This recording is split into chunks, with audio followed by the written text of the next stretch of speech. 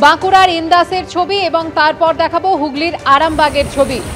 টানা বর্ষা চলছে, সেই টানা বৃষ্টিতে জলমগ্ন পরিস্থিতি তো ছিলই, কিন্তু জল নেমে যাওয়ার পরই রাস্তার যে কঙ্কালসার চেহারা তা বেরিয়ে এসেছে।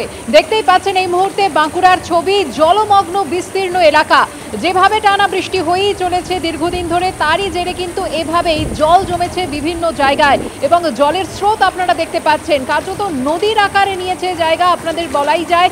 এবং যে অবস্থা আপনারা দেখতে পাচ্ছেন তার জেরে কিন্তু জনজীবন একেবারে বিপর্যস্ত হয়েছে।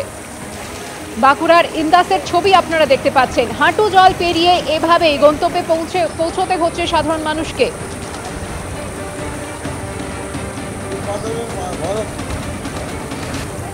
পূর্ণেন্দু সিংহ আমাদের প্রতিনিধি এই মুহূর্তে রয়েছেন টেলিফোন লাইনে। পূর্ণেন্দু, ছবি আমরা দেখতে পাচ্ছি, যেভাবে জল জমেছে, এই জল নামবে কবে? প্রশাসন কি বলছে?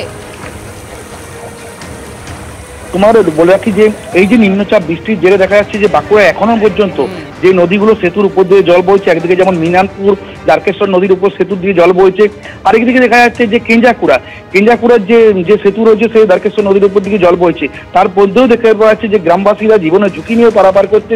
আরেকদিকে দেখা যাচ্ছে যে এই বৃষ্টির জেরে যে জল জমা একাধিক যে রাস্তা খালাখন্দে ভর্তি রয়ে গেছে, যেমন বাঁকুড়া বাইপাস থেকে সানমান্দা হয়ে বুঝতে যাওয়ার যে প্রায় 2 কিলোমিটারের মতো রাস্তা এক হাঁটু করে জল, মানুষকে জীবনের ঝুঁকি নিয়ে পারাপার করতে হচ্ছে। ধন্যবাদ পূর্ণেন্দু।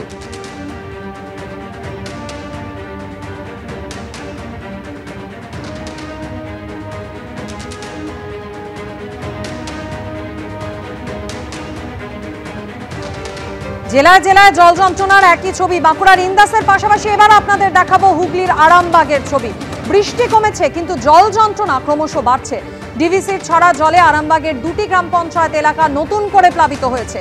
একাধিক রাস্তায় কোমর সমান জল, বহু বাড়িতেও জল ঢুকে গেছে। গৃহপালিত পশুদেরও যে চরম দুর্ভোগের শিকার হতে হচ্ছে ছবিটাই স্পষ্ট। আরামবাগের মোট 6টি গ্রাম পঞ্চায়েত এলাকায় জল জমে দুর্ভোগ চরমে পৌঁছেছে। সরাসরি কথা বলে নেব, আমাদের সঙ্গে রয়েছেন প্রতিনিধি বাপন সাত্রা। বাপন, যে ছবি আমরা দেখতে পাচ্ছি, একেবারে বাড়িতে জল ঢুকেছে, মোট 6টা গ্রাম পঞ্চায়েত এলাকা জলমগ্ন হয়ে রয়েছে। স্থানীয় প্রশাসনের তরফ থেকে কি ব্যবস্থা নেওয়া হয়েছে?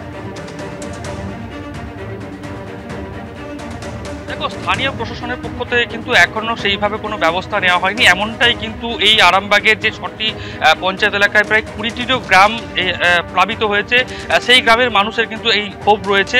কারণ এখনো পর্যন্ত সেইভাবে কিন্তু কোথাও প্রশাসনের কোনো টিম কিন্তু পৌঁছায়নি, এমনটাই অভিযোগ।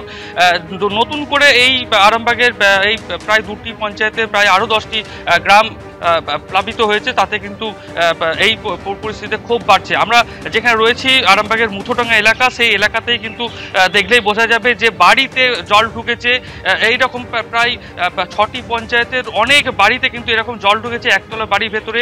সেই জায়গা থেকে তারা কিন্তু অনেক যারা বাসিন্দা তারা এই বাড়ি ছেড়ে তারা অন্যত্র উঠে যাচ্ছেন উঁচু জায়গায়। কেউ আবার বাড়ির ছাদেতেই কিন্তু আশ্রয় নেওয়ার জন্য উপরে প্রয়োজনীয় জিনিসপত্র তুলছেন। এই পরিস্থিতির মধ্যেই কিন্তু একটা ক্ষোভ বাড়ছে এলাকার মানুষের মধ্যে, যে এখনো পর্যন্ত প্রশাসনের কোনো টিম বা কোনো আধিকারিক তারা কিন্তু এই সাধারণ মানুষের সঙ্গে যোগাযোগ করেনি। মাধুরী, ধন্যবাদ বাপন। একদিকে সাধারণ মানুষ চূড়ান্ত দুর্ভোগের শিকার হতে হচ্ছে, তাদের নিত্য জীবন একেবারে বিপর্যস্ত, অন্যদিকে প্রশাসনের তরফ থেকে কোনো রকম সহযোগিতা পাওয়া যায়নি বলে অভিযোগ করছেন স্থানীয়রা।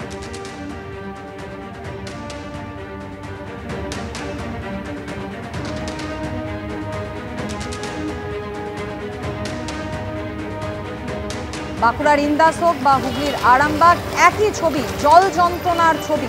বৃষ্টি কমেছে কিন্তু দুর্ভোগ জেলায় জেলায় এখনো একই রকম।